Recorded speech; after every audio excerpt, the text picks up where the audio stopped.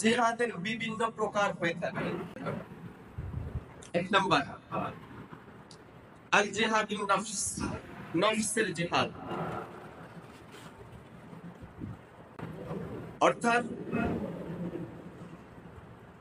আমার নফসের খায়েশ, আমার নফসের চাহিদা, আমার নফসের চাহিদা যদি আল্লাহ তাআলার হুকুম এবং নবী করিম সাল্লাল্লাহু আলাইহি ওয়াসাল্লামের আদর্শের বিপরীত হয়, আমি আমার নফসকে নিয়ন্ত্রণ করা, এটা হচ্ছে নফসুল জিহাদ, জিহাদুল নফস। তাহলে নফসের জিহাদ যেমন বিশ্বনবী সাল্লাল্লাহু আলাইহি ওয়াসাল্লাম বলেন, আল মুজাহিদু মান জাহাদা ফি নাফসিহি, আল মুজাহিদু মান জাহাদা নাফসাহু, প্রকৃত মুজাহিদ হচ্ছে ওই ব্যক্তি যে কিনা তার নফসের বিরুদ্ধে জিহাদে সফল হয়।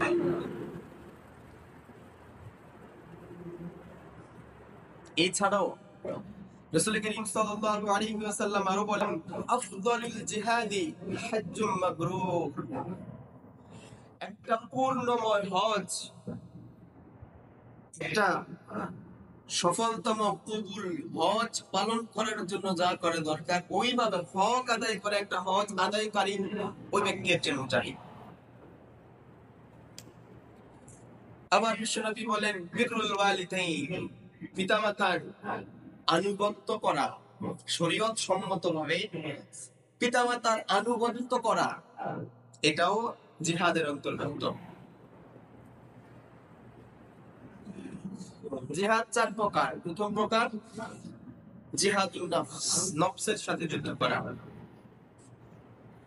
গেল। দুই নাম্বার আল জিহাদ আলা তাগুত, তাগুতের বিরুদ্ধে লড়াই করা বা তাগুতের বিপরীতে হককে বুলন্দ করা। কেমন সেটা? এখানে তাগুত মানে হচ্ছে শয়তান কিংবা তার দোসরদের আনুগত্য থেকে ফিরে আসা,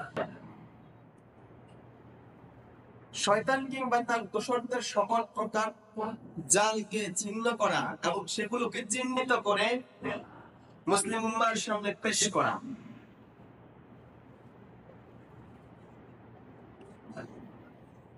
এখন এই শয়তানের দোসর বা শয়তানের পদাঙ্ক, এটা শুধুমাত্র শয়তান, জিন শয়তান হইতে হবে শর্ত নয়, এটা মানুষ শয়তানও হতে পারে, কারণ শয়তান জিনও হয় মানুষও হয়। যেমন সূরাতুন নাসে আল্লাহ তাআলা বলছেন,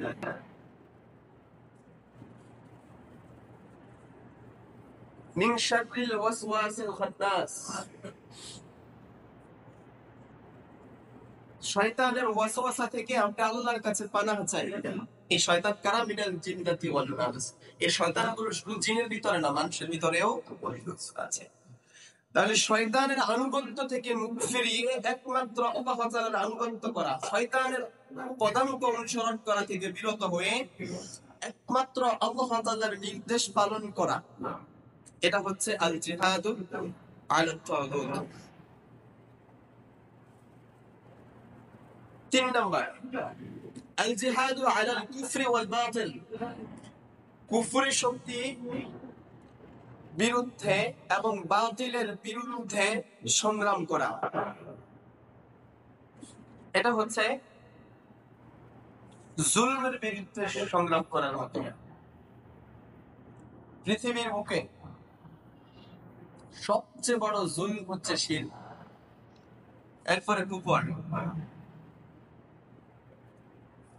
এই জুলমের বিরুদ্ধে অবস্থান নেওয়া, যেমন বিশ্বনবী সাল্লাল্লাহু আলাইহি ওয়াসাল্লাম বলছেন,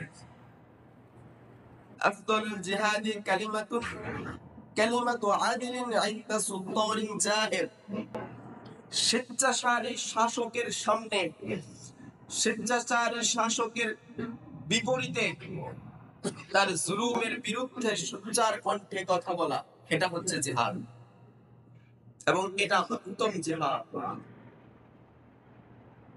জালিমের বিরুদ্ধে, জালিম বাদশা কিংবা শাসক আমিরের বিরুদ্ধে উচ্চ কণ্ঠে ইনসাফের কথা বলা, এটা জিহাদ, এবং এটা উত্তম জিহাদ।